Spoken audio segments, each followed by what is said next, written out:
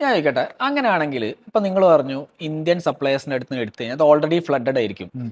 അപ്പൊ എന്തുകൊണ്ട് ആമസോണിൽ തന്നെ ആമസോൺ ആഡ്സ് വെച്ചിട്ട് നമുക്ക് സ്കെയിൽ ചെയ്യാൻ ശ്രമിച്ചുകൂടാ? ആമസോണും ഇത് രണ്ട് രണ്ട് കാറ്റഗറിയാണ്, ഉം. അതറിയാലോ. ഇപ്പോൾ DTC ബ്രാൻഡ്സിൻ്റെ കാര്യമാണ് നമ്മൾ സംസാരിക്കുന്നത്. അതെ. ആമസോൺ എന്ന് പറയുന്നത് ഒരു ഡിഫറെൻറ്റ് ഒരു സിനാരിയാണ്. അതെന്ന് പറയുന്നത് മാർക്കറ്റ് പ്ലേസ് സെല്ലിംഗ് എന്ന് പറഞ്ഞാൽ അത് ഡിഫറെൻറ്റ് കാറ്റഗറിയാണ്. ഉം. ഇപ്പോൾ നമുക്ക് ആമസോൺ മാത്രം നമ്മൾ ഡിപ്പെൻഡ് ചെയ്തിരുന്നാൽ ഒന്നാമത്തെ കാര്യം, നമ്മൾ ബിൽഡ് ചെയ്യുന്ന പ്രോഡക്ട്സിന് ഹെവി കോമ്പറ്റീഷൻ ആമസോണിൽ വരും.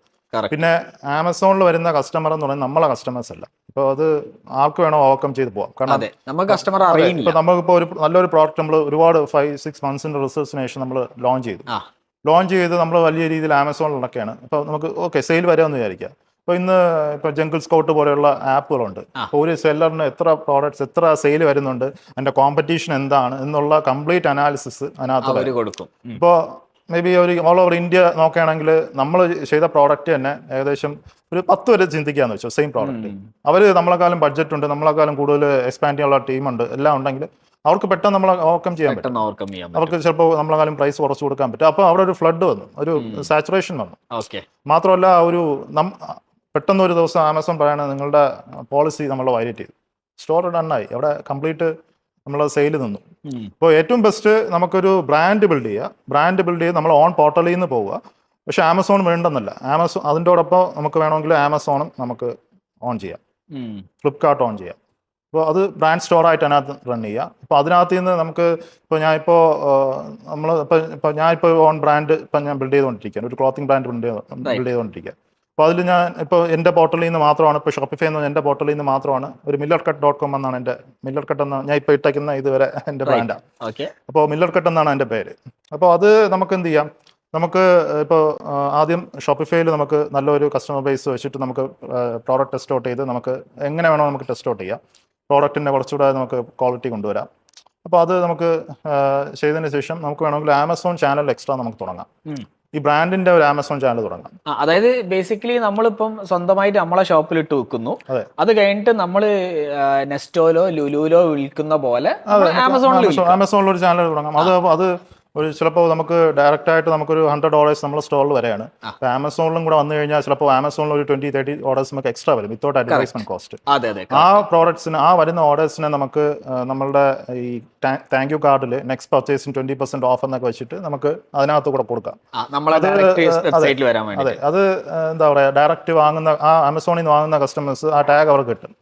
ഇപ്പോൾ അവർക്ക് പ്രോഡക്റ്റ് നല്ല ഇഷ്ടപ്പെടുകയാണെങ്കിൽ അവർ ആ സ്കാൻ ചെയ്ത് നമ്മുടെ വെബ്സൈറ്റിലോട്ട് വരും. അല്ല, അപ്പം ഞാൻ ചോദിക്കട്ടെ, ഇത് ഞാൻ പല പ്രൊഡക്റ്റും ഇത് ചെയ്യുന്നത് കണ്ടിട്ടുണ്ട്, പക്ഷെ ശരിക്കും ആമസോണിന്റെ പോളിസി വെച്ചിട്ട് ഇത് ചെയ്യാൻ പറ്റില്ലല്ലോ. നമുക്ക് ഇപ്പം ഫോർ എക്സാമ്പിൾ ഒരു ക്ലോത്ത് ഇടുകയാണെങ്കിൽ ക്ലോത്തിന്റെ ടാഗ് ഉണ്ടാവുമല്ലോ, പ്രൈസ് ടാഗിനകത്ത് നമുക്ക് മെൻഷൻ ചെയ്യാം. അങ്ങനെ ആ പ്രൈസ് ടാഗിനകത്ത് ആ ഒരു offer code next purchase 20% of എന്ന് വെച്ചിട്ട് ഒരു ഓപ്ഷൻ ഉണ്ട്, അങ്ങനെ വെക്കാം. പലപ്പോഴും ഒരു A4 സൈസ് സാധനം A4 സൈസ് അല്ല A3 സൈസ് സാധനം കാണലുണ്ട്, പിന്നെ റിവ്യൂവേഴ്സ് 20% ഓഫ് നെക്സ്റ്റ് ടൈം എന്നൊക്കെ പറഞ്ഞിട്ട്. ബട്ട് അത് പോസിബിൾ ആണ്. നമ്മൾ ആമസോണിൽ നിന്ന് ഒരു കസ്റ്റമർ നമ്മളെ പ്രോഡക്റ്റ് വാങ്ങിച്ചു, നല്ല ഇഷ്ടപ്പെട്ടു പ്രോഡക്റ്റ്. അപ്പോൾ ആൾക്ക് അടുത്ത വേരിയൻസ് അല്ലെങ്കിൽ അടുത്ത പ്രോഡക്ട്സ് ഒക്കെ അവർക്ക് വാങ്ങണം. അപ്പോൾ അത് ആമസോണിലുള്ളതിനേക്കാളും കോസ്റ്റ് നമ്മളെ സൈഡിലും കുറവായിരിക്കും, അഡീഷണൽ ഡിസ്കൗണ്ടും കിട്ടും. അപ്പോൾ അവർ ഡയറക്റ്റ് ആയിട്ട് വന്ന് നമ്മളെ സൈറ്റിൽ വാങ്ങും. വൺസ് അവർ സൈറ്റിൽ പർച്ചേസ് അല്ലെങ്കിൽ സൈറ്റിൽ വന്ന് പർച്ചേസ് ചെയ്ത് കഴിഞ്ഞാൽ പിന്നെ നമ്മളുടെ ഓട്ടോമേഷൻ ലൂപ്പിൽ അവർ കയറി കഴിഞ്ഞു. അതായത് കസ്റ്റമർ സർവീസ് പെർഫെക്റ്റ് ആയിരിക്കണം. ആമസോൺ ഡെലിവറി അതേ ലെവലിൽ നമുക്ക് ഡെലിവറി ചെയ്ത് കൊടുക്കാൻ പറ്റണം. അത് നമ്മൾ അങ്ങനെ ആ രീതിയിൽ തന്നെ നമ്മൾ മൂവ് ചെയ്യണം. കാരണം എന്ന് വെച്ച് കഴിഞ്ഞാൽ ഇപ്പോൾ നമ്മൾ ഈ ബ്രാൻഡ് ബിൽഡ് ചെയ്യപ്പോൾ തന്നെ നമ്മൾ ആദ്യത്തെ ഒരു 50 കസ്റ്റമേഴ്സിനെ എടുത്തു, അവർക്ക് പ്രൊഡക്റ്റ് അയച്ചു, അവരെ ഓരോ കസ്റ്റമേഴ്സിൻ്റെ അടുത്ത് നമ്മൾ റിവ്യൂ ചോദിച്ചു, റിവ്യൂവിന് ഇൻസെന്റീവ് കൊടുത്തിട്ട് നമ്മൾ റിവ്യൂ ചോദിച്ചു. റിവ്യൂ ചെയ്ത് കഴിഞ്ഞാൽ ഈ കസ്റ്റമേഴ്സ് നിങ്ങൾക്ക് ഫേസ്ബുക്ക് ആഡ്സ് ചെയ്തു, നിങ്ങളുടെ വെബ്സൈറ്റിൽ കസ്റ്റമർ ഡാറ്റ ഫസ്റ്റ് 50 ഓർഡേഴ്സ് എടുത്തിട്ട് ഇപ്പോൾ ബ്രാൻഡ് ബിൽഡ് ചെയ്യുമ്പോൾ നമ്മൾ അങ്ങനെ ചിന്തിക്കുക. കാരണം നമ്മൾ വിചാരിക്കും നമ്മുടെ പ്രോഡക്റ്റ് നല്ല പെർഫെക്റ്റ് ആണ്, പക്ഷെ കസ്റ്റമറിന്റെ അടുത്ത് കസ്റ്റമറിന് ഒരു റിവ്യൂ വേണം. എസ്പെഷ്യലി ഓൺലൈനിൽ അവർ ഒരുപാട് ആഡ്സിൽ നിന്ന് ബംബാർഡായിട്ട് നിൽക്കുന്ന ആളുകളാണ്. അപ്പോൾ അവർ ഒരുപാട് പ്രോഡക്ട്സ് അവർക്ക് ആക്സസ് ഉള്ള ആളുകളാണ്. അപ്പോൾ അത് ആ ചോയ്സ് ഉള്ളതിൽ നമ്മളെ പ്രോഡക്റ്റ് അവർക്കൊരു സ്പെഷ്യൽ ആയിരിക്കണം. അതായത് നമുക്ക് എപ്പോഴും തൻകുഞ്ഞ് പൊൻകുഞ്ഞ് എന്ന് പറഞ്ഞ പോലെയാണ്, പക്ഷെ അത് ബാക്കിയുള്ളവര് കാണുമ്പോഴാണ് നമുക്ക് എക്സാക്ട്ലി അതിന്റെ ഫീഡ്ബാക്ക് കിട്ടുക. നിങ്ങൾ തന്നെ ഇപ്പൊ 3 പ്രാവശ്യം റിവൈസ് ചെയ്തോ? 4 പ്രാവശ്യം. നാലാമത്തെ വേർഷനാണ് ഇപ്പൊ ഈ ഇട്ടത്, മില്ലർകട്ട്. ഉണ്ടെന്നാണ് എന്റെ അഭിപ്രായം. റൈറ്റ്. അല്ല, അത് ഞാൻ വിചാരിക്കുന്ന ഒരു പ്രൊഡക്റ്റും ഒരിക്കലും പെർഫെക്റ്റ് ആവില്ല. You just keep on adding. ഇപ്പം ഫോർ എക്സാമ്പിൾ ഐഫോൺ പുതിയ സാധനം ഇപ്പോഴും ലോഞ്ച് ചെയ്യുന്നില്ലേ, ഓരോന്നിലും എന്തെങ്കിലും പുതിയ അപ്ഡേറ്റ് വരുന്നില്ലേ. അപ്പൊ അത് തന്നെ it is a life long process. The moment you stop improving on the product that slowly start dying.